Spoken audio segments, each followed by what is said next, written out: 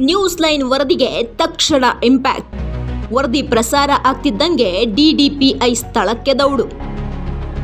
ಆದಷ್ಟು ಬೇಗ ಸಮಸ್ಯೆ ಬಗೆಹರಿಸುವ ಭರವಸೆ ನೀಡಿದ ಅಧಿಕಾರಿಗಳು.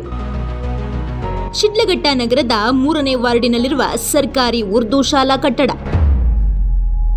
ಕನಸು ಹೊತ್ತು ಶಿಕ್ಷಣ ಕಲಿಯುತ್ತಿರುವ ಮಕ್ಕಳಿಗಿಲ್ಲ ಸುವ್ಯವಸ್ಥೆ. 21ನೇ ಶತಮಾನದಲ್ಲೂ ಇಂತಹ ಬರಗೆಟ್ಟ ದುಸ್ಥಿತಿ. ಚಿಕ್ಕಬಳ್ಳಾಪುರ ಜಿಲ್ಲೆ ಶಿಡ್ಲಘಟ್ಟ ನಗರದ ಹೃದಯ ಭಾಗದಲ್ಲಿರುವ ಸರ್ಕಾರಿ ಶಾಲೆಯ ದುಸ್ಥಿತಿಯನ್ನ ನಿನ್ನೆಯಷ್ಟೇ ನ್ಯೂಸ್ ಲೈನ್ ವರದಿ ಮಾಡಿತ್ತು. ಕುಳಿತುಕೊಳ್ಳಲು ಡೆಸ್ಕ್ಗಳಿಲ್ಲ, ಕಟ್ಟಡಕ್ಕೆ ಮೇಲು ಹಾಸು ಇಲ್ಲ. ಪಾಳು ಬಿದ್ದ ಕಟ್ಟಡದಲ್ಲಿ ಶಾಲೆ ನಡೆಸಲು ಸಾಧ್ಯ ಇಲ್ಲದೆ ಚಪ್ಪರ ಹಾಕಿ ಪಾಠ ಹೇಳಿಕೊಡುತ್ತಿದ್ದ ಶಿಕ್ಷಕರು. ಇನ್ನು ವಿಧಿ ಇಲ್ಲ ಅಂತ ಇದೇ ಜಾಗದಲ್ಲಿ ಕುಳಿತು ಅಕ್ಷರ ಕಲಿತಿದ್ದ ಮಕ್ಕಳು. ಇವೆಲ್ಲದರ ಚಿತ್ರಣವನ್ನ ನ್ಯೂಸ್ ಲೈನ್ ಬಿಚ್ಚಿಟ್ಟಿತ್ತು.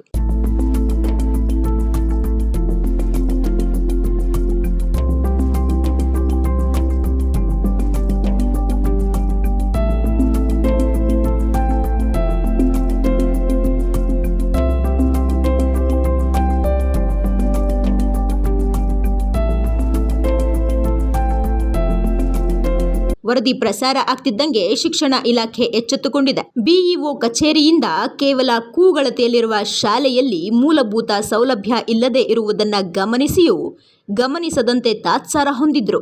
ಇದನ್ನ ನಿಮ್ಮ ನ್ಯೂಸ್ ಲೈನ್ ಸಂಪೂರ್ಣವಾಗಿ ವಿವರವಾಗಿ ಸುದ್ದಿ ಮಾಡಿತ್ತು. ಸರ್ಕಾರಿ ಉರ್ದು ಹಿರಿಯ ಪ್ರಾಥಮಿಕ ಶಾಲೆ ಅಶೋಕ್ ರಸ್ತೆ. ಈ ಶಾಲೆ 87 ಮಕ್ಕಳಿದ್ದಾರೆ, 1ರಿಂದ 7ನೇ ತರಗತಿವರೆಗೂ. 2 ಕಡೆ ಶಾಲೆ ನಡೀತಾ ಇದೆ. 2 ಕಡೆಯೂ ಕೂಡ ನಮ್ಮ ಶಾಲಾ ಶಿಕ್ಷಣಕ್ಕೆ ಸಂಬಂಧಪಟ್ಟಂತಹ ಆಸ್ತಿ ಇಲ್ಲ. ಇದು ವಕ್ಫ್ ಬೋರ್ಡು ಮತ್ತು ಮದ್ರಾಸಾಗೆ ಸೇರಿರುವಂತಹ ಶಾಲೆನ ಇದರಲ್ಲಿ ರೂಮ್ಗಳಲ್ಲಿ ಹಿಂದಿನಿಂದಲೂ ಕೂಡ ನಾವು ಶಾಲೆಯನ್ನು ನಡೆಸ್ತಾ ಇದ್ದೀವಿ. ನೀವು ಹೇಳಿದ ಹಾಗೆ ಕಳೆದ 5 ವರ್ಷದಲ್ಲಿ ಇಲ್ಲಿ ಇದೇ ವಕ್ಫ್ ಬೋರ್ಡ್ಗೆ ಸಂಬಂಧಿಸಿದ ಈ ಪ್ರಿಮಿಸಲ್ಲಿರುವಂಥ ರೂಮ್ಗಳು ಬಿದ್ದೋಗಿರೋದು ಸಹಜ.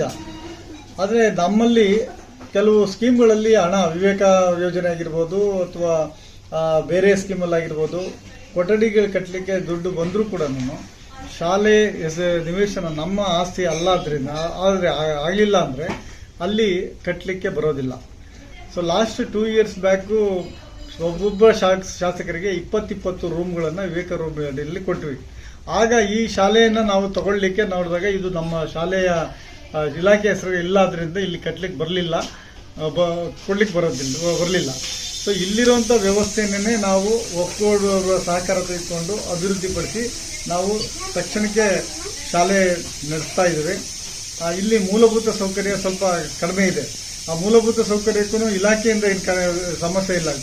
ನರೇಗಾ ಯೋಜನೆಯಲ್ಲಿ 5.2 ಲಕ್ಷಕ್ಕೆ ಟಾಯ್ಲೆಟ್ಗೂ ಕೂಡ ಅವಕಾಶ ಇದೆ.